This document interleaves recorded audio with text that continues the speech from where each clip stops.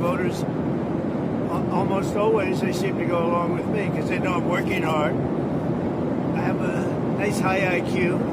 They like that, We like high IQ people. But they know I make good decisions. That's why we have that. Trump was right about everything, right?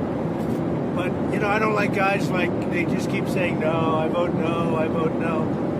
There's nothing. Let him do something. Let him get what he wants to vote yes. But if you look at his voting record, it's always against. Well, he's going to have an opponent. He's going to have a big opponent, a good opponent, who's going to win. A poll just came out, and it showed anybody I endorse against Massey loses by 25 points. So he's going to be history, I think.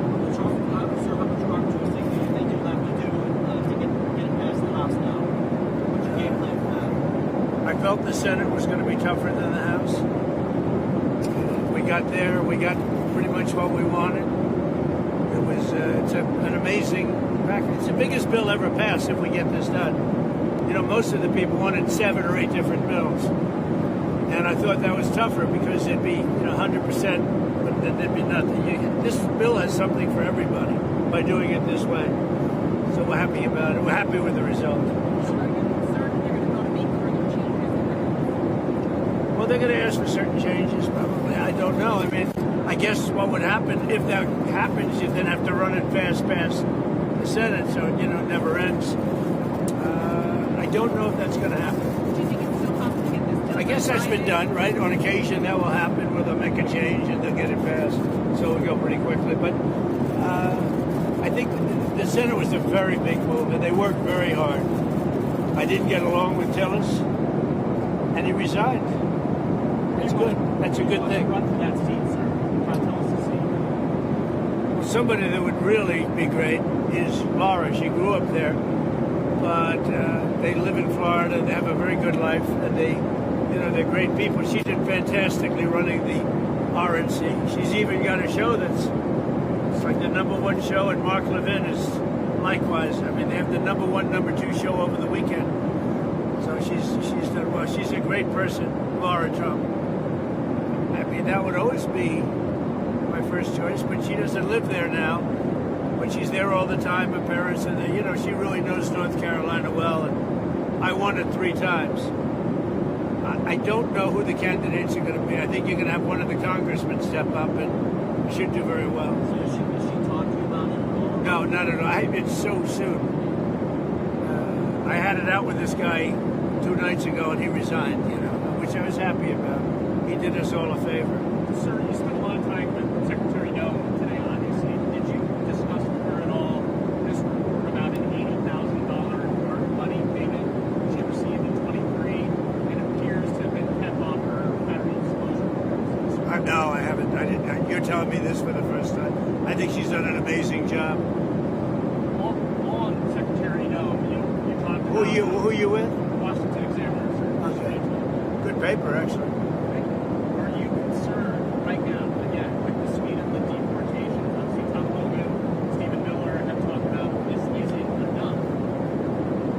It's going to take a long period of time.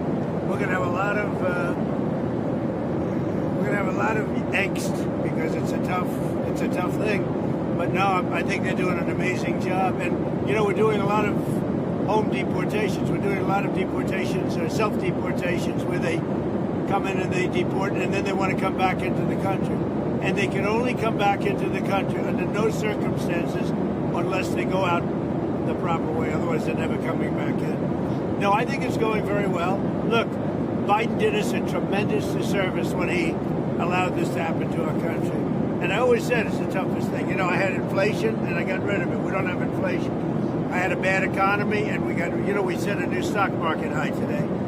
We're doing unbelievable. The country's doing unbelievable. I always said the most difficult thing is what happened at the border, allowing 21 or 25 million people to come into our country. It's the most difficult thing. It's a very hard thing. I think we're doing a fantastic job in getting them out. But you have a lot of self-deporting, a lot more than people understand.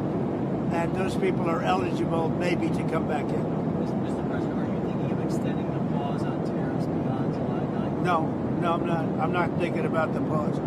I'll be writing letters to a lot of countries, and I think you're just starting to understand the process. We've dealt with Japan. I'm not sure if we're going to make a deal. I doubt it with Japan. They're very tough. You have to understand they're very spoiled. I love Japan. I really like the new prime minister too. Abe was one of my closest friends, as you know. The new prime minister is great. He's a very strong guy. But they and others are so spoiled from having ripped us off for 30, 40 years that it's really hard for them to make a deal. You know, it's very hard. As an example with Japan, they won't take rice, and yet they desperately need rice. You know that. But they won't take rice.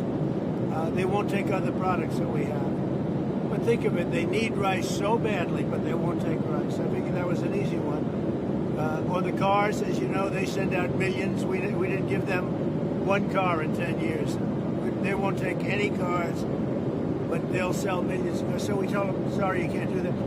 And we have a great relationship, great reliance, and really a great sort of a partnership in a way. But on trade, they've been very unfair. And those days are gone. So what I'm going to do is I'll write them a letter, say we thank you very much. And we know you can't do the kind of things that we need. And therefore you'll pay a 30%, 35%, or whatever the number is that we determine, because we also have a very big trade deficit with Japan, as you know. And it's very unfair to the American people. So they maybe will be happy, they maybe won't be happy. But some countries we won't even allow to trade. But for the most part, we're going to determine a number and just very simply write them a nice letter, probably one page or a page and a half at the most. And it's going to be essentially congratulations. And it's going to be an honor to allow you to go and do business in the United States of America, because it really is an honor to be able to do that. But we never viewed it that way in this country. And you saw we took in $129 billion in tariffs already. We haven't even started. No inflation. Our country's strong. Our interest rate should be 3 points lower. If our interest rate was 3 points lower, that's almost $1 trillion in cost. And it's done just by the signing of a pen. But we have a moron at the head of the Fed. He's a moron. Speaking of Jay Powell, do you have a top choice of someone? I do. I have 2 or 3 top choices. Actually. Tell us those. No. You almost got me there. Are No. there other trade deals that are close to being done that you think you will announce over the next week? I think we're going to have a deal with India, possibly.